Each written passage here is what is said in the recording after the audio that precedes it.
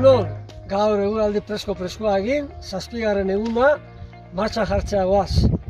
Gaur hemen, Puerto Somiedotik ateakoa, Kornon gainetik pasakoa, gure gaurko punturik altuena, 2100 metro ingurun, eta handikan, zerredoa jungo beha.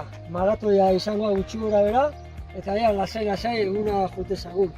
Gaurko gure inklusioaren aldeko aldarrikapenean, komunikatzeko eskubidea aldarrikatzen dugu. Honek esan nahi du, guztiok hizkuntza edo hitzarekin komunikatzen garela eta komunikatu beharra daukagula.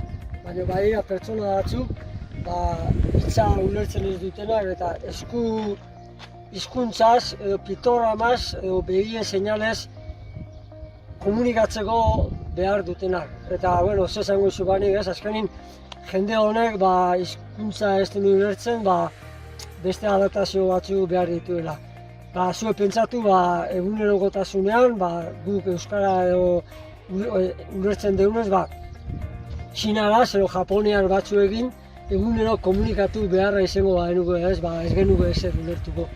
Jende honi hori gertatzezako ez. Eta berauen lekuan pixka jarri eta denon artean elkar lurrenmen horta egizte komunikatzea gaur egunean beharrezkoa dugu. Haupa zuek eta deno gara urdu. Haupa.